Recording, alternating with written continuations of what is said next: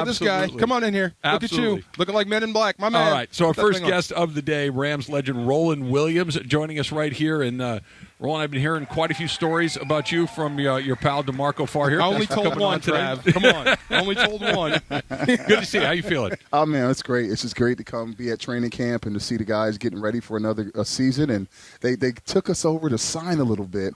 Yeah. And D'Marco, there were so many old school legends that loved the greatest show on turf. It was great. It was great, man. You mean legend players or legend fans? Legend players. Hold up. Legend fans that loved the legend players. Oh, so yeah. They appreciated antiques. I was like, hey, thanks for appreciating us, old guy. At one point, we were the only championship team. Correct. I mean, have you ever thought of that? There's been a lot of people that have put on that jersey, that helmet, but we were the only guys up until a couple of years ago that actually won the Lombardi. Doesn't that trip you out? That is really trippy. Yeah. Making me feel really old. I'm just saying. It blew my mind. Like, we were the guys at the top of the mountain, and when Matt Stafford and Cooper Kupp, Aaron Donald, and Sean McVay, when they finally achieved that, I said, welcome. Yeah, it's been lonely. It's nice to have company, right? I want to go a step further, D'Marco, because what you were saying, that for a period of time you guys were the only champions in the organization. Obviously, they added a second one a couple of years ago. But you guys kind of had something that went to a whole nother level because you have a team that has a name, right? There's the steel curtain. There's the purple. You guys were the greatest show on turf, right? There's a champion every year, but not every year has a team that you can say, you say the greatest show on turf, everybody knows exactly what you're talking about. So it's not only a Super Bowl championship, but it's that next level of identification of the entire group. You're exactly right. I think one of the things, DeMarco, that I start thinking about more the older I get is that there would be no greatest show on turf without a darn good defense that could slow down offenses, could get turnovers, make plays. We were in the same boat. See, the greatest show on turf, people think it's Marshall, Kurt, Isaac, and Torrey. It included tight ends and a defense at one point. Yeah, that was a total team thing. But then, it is what it is. But, yeah, I mean, it was more than just a name. It was us. It was our passion. Now, boil it down after 20-some-odd years, you may think it's just a name, but it was – I don't think we called ourselves that during that time. No, we were just us. Yeah, it's crazy. Yeah. You just go out there and kicking everybody's ass every week. That's what and then call it whatever you want, I guess, right? People don't put it into context. It's like we were the worst team in the league the year before. Yeah. We were the laughing stock of the league. We weren't the team coming in that had all the respect of the world and everybody thought we were coming. They thought we were going to be horrible. And remember when they used to advertise your NFL mug, get your favorite team's mug, get a Raider mug, get a 49er mug? They would do everybody but us. I'm dead serious. Whatever they were selling, they would put it out there, everybody but us, and it would drive us nuts.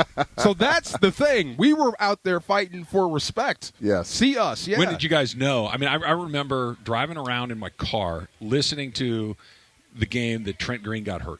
And thinking, and they said, well, they're going to play Kurt Warner quarterback. And I'm thinking, the running back from the Seahawks is there? Like, that doesn't make any sense. Like, wait, okay, there's a second Kurt Warner. I get it. And then thinking, he's in the XFL or the Arena League or whatever it was, and he's a guy that's working at a grocery store. Like, this is never going to work. And then it's pretty good. And then it's very good. And then it's, oh, my gosh, they're the best team in the league. When did you guys know? I'll let you go first. Who missed that block? That wasn't you, was it? No, it was Marshall. It was Marshall. It was Marshall. Which ironically was very motivational for him. Right. He felt sort of responsible. See, I never blame Marshall. I always blame Rodney for that. Rodney Harrison for being that crazy dude in preseason. Who does that in preseason? Rodney Harrison is the answer to that question. They took him out of that stadium with a police escort. I'm sure they did. I'm not kidding. They had to walk him out of the stadium. It was crazy. But when did we know? We always knew we were good.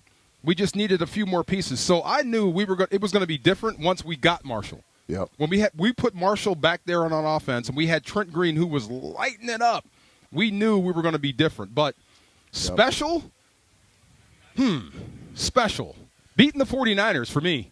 Finally getting over that hump. Yeah. Is that the same thing? That's the same thing. Okay, yeah. Because coming in, it was only my second year in the league, and so all I was hearing about was the 49ers, their dominance against us. And these are the Steve Young, Jerry Rice 49ers. They used to laugh at us. Punching on the, on the goalpost and all that kind of stuff. And hearing from DeMarco, hearing from Kevin, hearing from different guys talk about that legacy for us to go beat them. And Isaac Bruce, there's a moment where you see a picture of Isaac when he scored like his second touchdown, and you see his arms like outstretched, and he's like, it's it's emotional because you felt like that was the time where he was like, I finally got this redemption moment, and it's done. It's done. And I could just tell when I saw Isaac Bruce really happy and emotional and for the first time really leaning in, I said, oh, yeah. Oh, yeah. We played them in 1995. We just moved to St. Louis. We're playing them in Busch Stadium, right? They set Jerry in motion, and nobody went. Jerry got to the center and went back and said, y'all suck, and took off and caught one for like 60. I'm like, oh, not only are they killing us, they're embarrassing us and laughing at us. Oh, it was terrible. Yeah, just terrible. But getting over the hump there. But I do remember we were in contention with Cincinnati for the worst team of the 90s. Yep. Remember that? Yep. And we went up there and played them, and we won our 8th game. And Dick Vermeil called us in. This is just 8th. And he says, congratulations, you're no longer losers. Like, it was guaranteed you couldn't have a losing season. Yeah. It was like, wow, you're right. And then from then on, it was like, yeah, we're never letting go of this. Never, ever, ever, ever. What was it like having Farr as a teammate? It was great because DeMarco, people don't really – DeMarco, I feel like your career was probably the most underrated, underappreciated game that you brought to the game. When you talk about – think so? Listen. Yeah. His size as a defensive lineman, he was not the biggest or the tallest defensive lineman. There was an age of Big Daddy Wilkerson and all those big guys. And then you had DeMarco, who was like stealth and quick and doing it. And he was one of the first guys that started using his hands in a meaningful way. The work that he used to do on his handwork, he used to have us all thinking about how we're using our hands when we played. This permeated to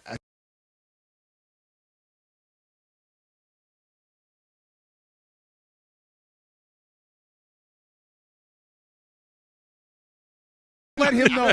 Please, I'm begging you, don't let him know. Stop talking about his technique with his hands. I need to hear the wardrobe story. Listen. But the technique work that he used to do used to feel like he was getting ready for like some karate battle or some kind of royale. Yeah. Before like, oh, yeah.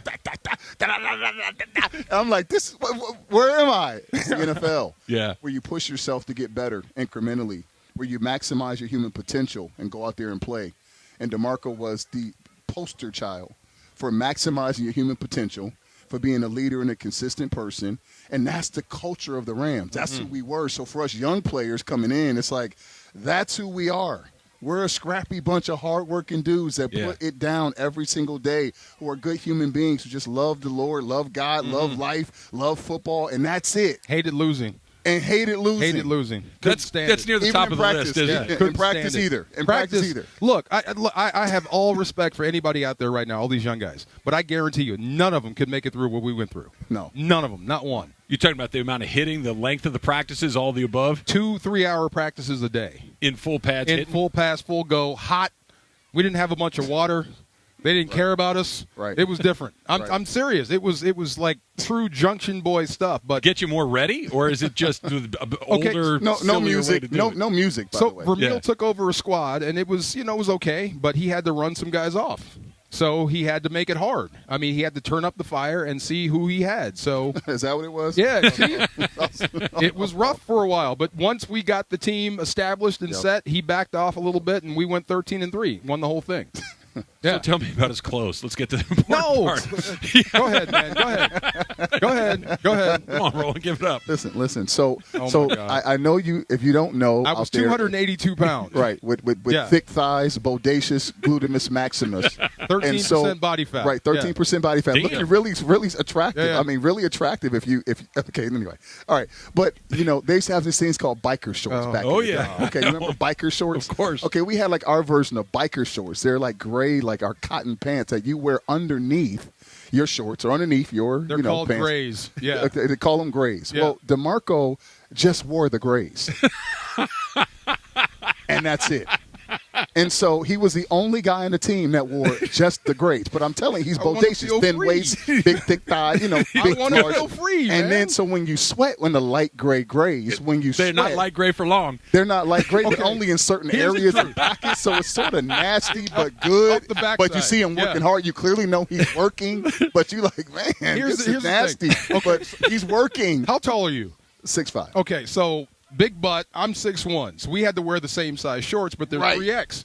So when I put on the 3X, they're too long. It makes me look like I'm 5'8". So I'm not. You need to get some vertical stripes. I'm not going to roll them up like the 80s. So I'm like, you know what? Forget it. I'll just go with the grays, man. I got to feel free. It works. Yeah, he was free. He was free in the grays, so he's free in the front, free in the back. Sweat showing in certain pockets, with depending on his work ethic. Gray shirt, sweating, big. Ferocious, wow. If the grays were wet, it was that sort of day. I'm going to have to go through some old images see if I can find you. That's DeMarco. You can see it from across the field. It's out That's there. DeMarco over there working. There's DeMarco. Okay. What was it like? I've heard DeMarco tell me some stories about Coach Vermeil and just how tough he was and how much he loved his players. But it's kind of this weird mix of just this incredible intensity and this compassion that he had for his guys. Yeah, I think that's the big part. It's about the love, man. It's about the love. And I think that one of the things he did when I first got to the Rams, which I couldn't even comprehend, he brought us all to his house to, have a meal. I'm like, we're in the NFL. Okay, this is probably stupid. That doesn't happen? No, I've never heard. Never happened in college. Hammered with your head coach? No, not in high school, college, or the pros. Yeah. I mean, this is crazy. No one could outdrink him. I mean, he brings you to enjoy time and break bread and pour into you as a human being. Yeah. And so I just appreciate that. Me as an emotional, sappy kind of guy, having a coach that also had a heart. Where he talked about things that matter of the heart. He sort of appealed to our emotions. And for me, as a guy who just loved the game and was a heartfelt guy, it was really motivational. And then to see how he loved on his players, the guys who have been there a long time and have sacrificed and committed over all the years, you could just tell the genuineness and the realness. And then the last part was, remember we went to Philly? Yeah. And all the guys came for used to play for him for other teams. He and brought whatnot. Smoking Joe Frazier. You know what I'm saying? No kidding. It's like, it was dope. Right. It's like, so those kind of things of seeing the love that he brought back guys that he cut. Right. Guys that didn't make the team still came and talked to us about him. Really? Yeah. I mean, that's what he told the guy. This is a team meeting. And he said, look, we're getting ready to cut, and I may not be able to keep all of you, but I guarantee you I will call everybody in the league until I get you a job. That's how I feel about you. That's what he did. He really actually cared about every human being. But if you got on the opposite side of that. Don't do that. If you got on the opposite side, if you were a guy that just took that kindness and threw it back in his face, then, I mean, he would turn the stone on you. Yeah, I'm just like, if you're not part of this group, if you're not what we're about, then I can't put you on the team with the rest of the guys. He tried. Yeah. To his credit. There's some names of some guys that my rookie year. We're not going to say. Correct. Yeah. But there's some guys that he literally tried time and time and time again. Literally walked the guy out of jail.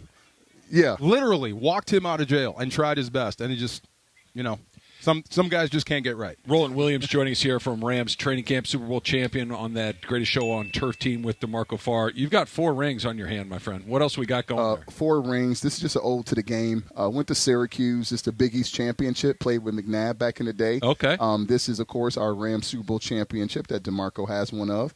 I took a little side time, went and played for the Raiders, AFC Championship with Tim Brown and Jerry Rice. And then this one is high school, man. I coached Oaks high Christian? school. Oaks Christian. Okay. I went to CIF back with Zach Charbonnet and Kayvon Thibodeau. Oh, yeah. That was a year where I coached high school football.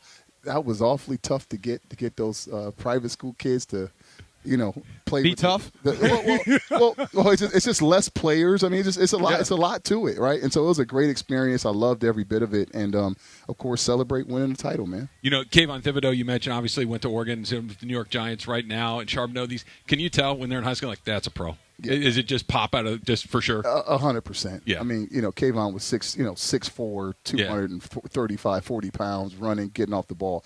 There was a couple of times I actually had to put a helmet on and actually play tackle in practice just to challenge him. Yeah. Yeah, to challenge him a little bit to get him to work. But his battery and his motor was just nonstop. And just such a hard worker, man. Just a great kid, and also a 4.0 student. Oh man, in AP classes. Yeah. People didn't give Kayvon Thibodeau enough credit for his intellect. Well, I remember when he was going through the draft process, and he's interested in things that are in football. I'm like, and the problem is, right? Yeah, right. Well, for certain coaches, that's what I mean. But that's more of a coach's issue to me than it is the player. I mean, I understand there's 24 hours in a day. You're going to put in the time to become a great football player. He obviously is. Some coaches covet knuckleheads because the game is important to them. Any good ones?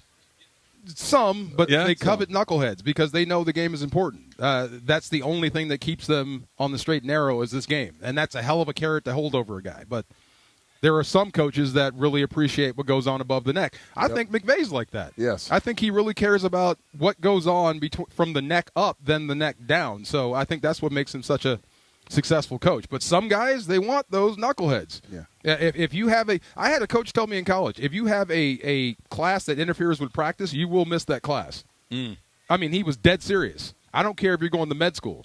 If that class starts at 3:30, you're going to miss it. Football is most important. So you have to make a choice sometimes as a young athlete. Roland, what are you doing now? Wow, a lot. Well, first I got 3 sons. My oldest is a sophomore in college, getting into engineering, entrepreneurship. My middle son, he's actually one of the top high school football prospects in the country. Justice Williams, 6'5", 205 wide receiver. Okay.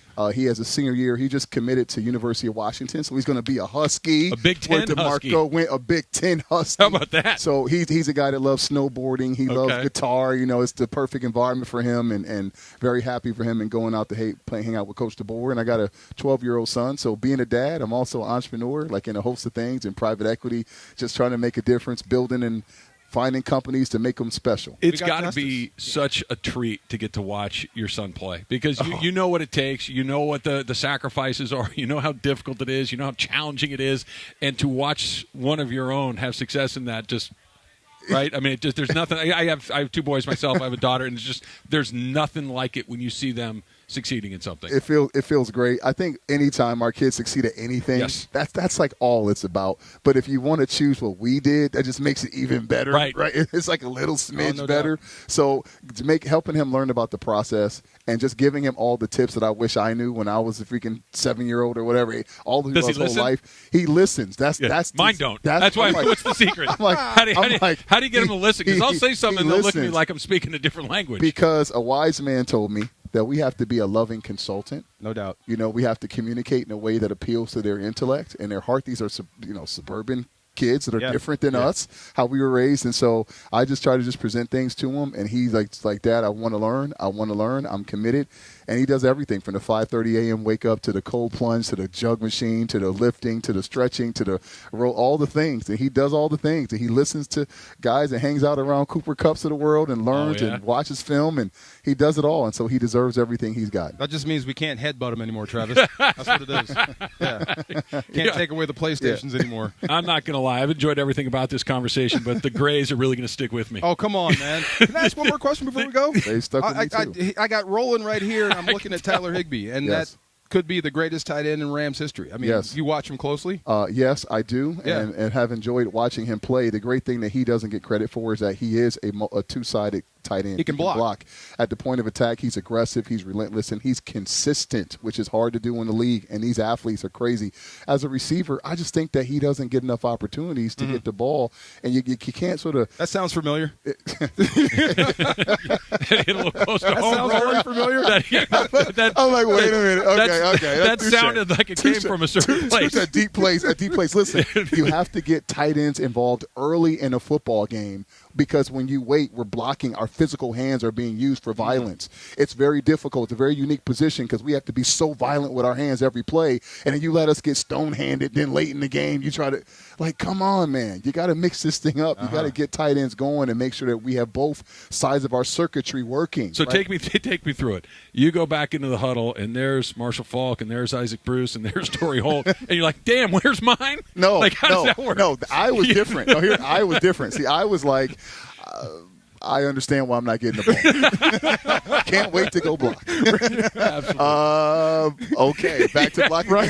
And then when one came my way, I'd be like, thank you, Lord. And that's why DeMarco know I catch like a 6-yard pass. I'd be like, whoopee. I yell him to practice and take it like 80 yards. Absolutely. Every time. Like I catch a 12-yard catch, I'm taking it 75 yards. They're like, he's a nutbag. He's running 70 yards every time. And like, hey, thank you. I'd be like, Kirk, man, thank you. Right, you got one. Because I knew I wasn't. And that's why they used to be like, you better cover it up with 2 hands because if you ever fumble and you can't. Oh, you'll never see another one again. So you watch the film, you watch like, why was Roland so conservative as a receiver? Because you like, I want catch, another one. Blop, blop, that's it. There'll be no fanciness out of me. Roland Williams is a Super Bowl champ. Of course, he is a Rams legend. Roland, enjoyed it very, very much. Thanks so much for stopping by. You guys are great, man. You got it. All right. More Travis and Slee. DeMarco's in for Slee on 710 ESPN. And let me tell you, if you get hurt in an accident,